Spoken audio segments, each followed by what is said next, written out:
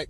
Marcy Sports talking in the building. We're going to talk about Lions and Chargers prediction, preview and prediction on the road. I'm going to do it, man. But I do appreciate everybody for tapping in with your boy. Make sure you hit that subscribe button, bell icon button. Won't miss another video. And it's an interesting game. It's a game of matchups, as every week is. Last week, as we already know, I did a video, did a live review if you didn't catch it yesterday. And Sunday, I did the video after the game. We lost to the Cardinals. Some people agree, some people disagree with some of my sticking points. Hey, it is what it is. That's the great thing about having this platform. Just because you disagree with me don't mean I'm going to block you. You get disrespectful, then I'm going to slap you up out of here. All right? That's just how it go. But, hey, respect everybody's opinion on it, man. But let's get to the Chargers. They got a victory in OT over the Colts. And don't be like, oh, man, we got hope because the Colts sorry. The Colts ain't sorry. Jacoby Brissett is a good starting quarterback.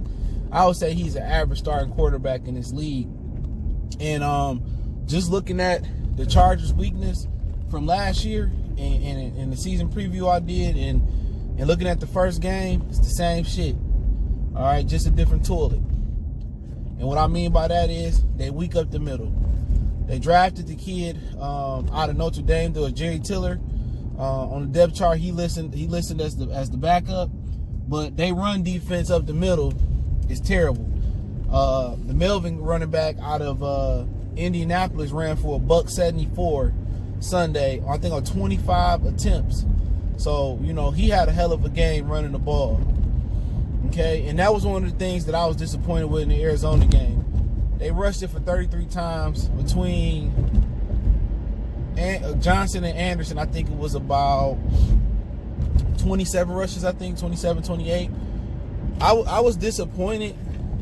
I was disappointed that the run game didn't look better. That's what Darrell Bevell was brought here to do, in my opinion. That's from my vantage point, was to improve the running game east and west and primarily north and south. And he didn't do that, all right? He didn't improve the running game thus far. But every offensive coach that come in Detroit, they got to know the number one thing is not Matthew Stafford throwing the ball 30, 40, 50 times a game. The number one thing is to give us an identity to run the ball. That's been a problem since Barry retired.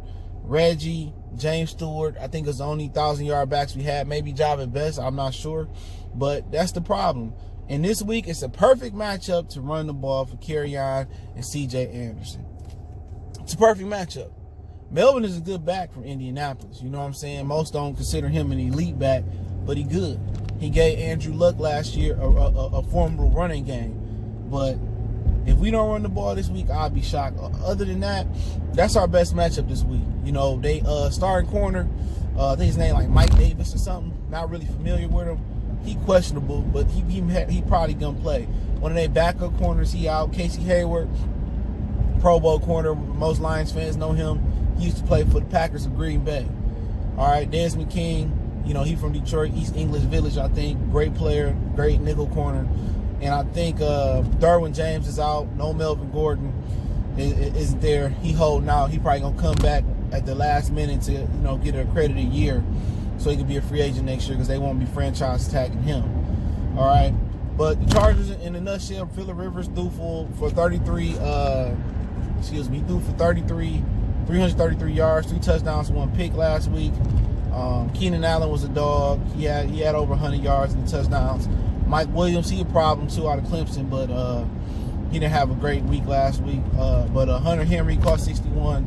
I think 61 yards. He caught it for like a couple balls.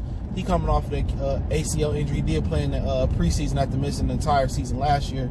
So yeah, just looking at some of the matchups that's out there. It's a tough game. Chargers coming east. Most West Coast teams always struggle coming east, but it is early in the year. They ain't as beat up as maybe the Lions going out west, taking on the Raiders later in the year. But it's always a struggle for them Pacific time teams coming east. They usually come out a week early, but the Chargers organization is very, very cheap, and I doubt that. So that's an advantage we're going to have, is time zone advantage. They probably get here Thursday or Friday. Shit, they might not get here till Saturday. I'll say that jokingly. But, well, the Lions, just looking at the matchups, the Lions, number one thing, Lions got to run the ball. All right? They got to run the ball for two reasons. One, the Chargers weak at stopping the run. Two, the Chargers got two of the premier pass rushers. You think Terrell Suggs and Chandler Jones abused Rick Wagner and abused primarily Taylor Decker last week? Well, you got these young, hungry pass rushers, man, and Melvin Ingram, and you got Joey Bosa, one of the best in the business. He might be fragile. Him and his brother, they might be real China dog-like, but if they healthy and they some game dogs, they can get after your quarterback and they can rack your whole team. Once again, Matthew Stafford and the Lions will not win this game with Stafford dropping back 40, 45 times a game today. Not this weekend. They won't win. If you tell me Stafford dropped back 45 times this game, I'm going to tell you he probably going to get knocked out this game. Or they going to lose big. Stafford cannot drop back 45 times. They have to hand that ball off, and they have to have success in the running game. And possibly they got to have some success and some innovation with throwing the ball to the backs out the backfield. Johnson, both Johnsons, Tyler and Kerryon, they got to have some success catching the ball out the backfield. And Darrell Bevel neglected to call running back screens. He neglected to put his receivers out, his running backs out on routes. You know what I'm saying? So if they don't run the ball, that's gonna let them pass rush, pin their ears back. And also, when you get third and long, or you get second and long, and they get behind with penalties and get behind on yardage, Melvin Ingram and Joey Bosa gonna eat. Chargers only got to rush four, to get there. But the Lions had problems picking up the blitz last week a little bit. They might be drawing up a game plan to blitz the hell out the Lions. But rushing the ball is going to be the key. Looking at their defense, it's going to be eliminating the big play. Take away Keenan Allen, Darius Slay, or you bracket him, and taking away Eckler. Eckler and Justin Jackson, the two running backs. Eckler was explosive last week. He had 90-something yards receiving, 2 touchdowns.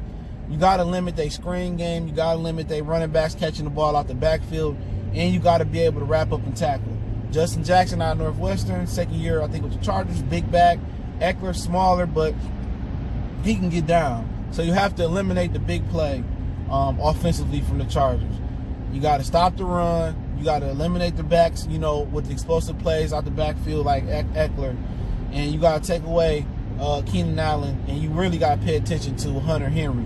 If he right, he one of the better unknown tight ends out there. So, really, this would be a different game this week. They have to worry about running around catching Kyler Murray. Phillip Rivers know how to move in the pocket. He know how to buy time in a different way, and he ain't going to scramble. But they got to eliminate the big play. They got to take away Keenan Allen, and they got to eliminate the big play from the backs out the backfield this week. And pretty much that's what the game boiled down to. They got to get more production out their receivers. Galladay got to be better. Jones got to be better. Stafford got to be better. And they got to take advantage and keep taking advantage of T.J. Hockenson. Also, with them two animals on the outside, pass rushing Matthew Stafford, Ingram and Bosa. And they also got Thomas Davis, old ass, out there. He's still playing after 1,000 new ACL surgeries. I think they got to put Jesse James in. They got to give Wagner. They got to give Decker some help on the outside. That's imperative that they give those guys some help and crack block, and keep a tight end on the edge of them. Chip with the running backs. The running backs going out for routes, chip with the running backs. Darrell Bevel cannot say, I'm going to go out, I'm going to put everybody on the route, or I'm going to go 5 wide, or I'm not going to let, running back stay in block. He has to max protect some of these passing plays, or at least chip coming out the backfield. And if he don't chip this week, and it take him 3 or 4 quarters to figure out that Decker can't handle Suggs or can't handle Jones, or Wagner can't hold his own, he going to find out quick, fast, in a hurry he may not have a quarterback. He got to be better, and they got to be more successful running the ball. And if it boiled down, they don't have a line to run the ball, and they don't have no success, I'm telling you, the Lions is gonna lose, especially if Darrell Bevel don't get the ball to those running backs out the backfield. But just have Stafford throw screens and throw little passes to them. But the key to this game is the rushing attack, the protecting Matthew Stafford, running the ball, and defensively eliminating the big play. Getting fucking Phillip Rivers on the ground. That's what it boiled down to. You know what I'm saying? Allen, Hunter, Eckler, Johnson, Phillip Rivers. You got to limit them in the big play. But it should be a good game. It's a 1 p.m. Eastern Standard start. It's the Lions home opener. Phillip Rivers, last time I think he came here, they took that L. We clinched the playoff game. I was working at Ford Field way back when. Just looking at what the coach did, and I know the coach is a well-run team. Frank Weiss, their coach, came from the Eagles organization. He's a fantastic coach. And I know the coach is a good team, and they done well going there.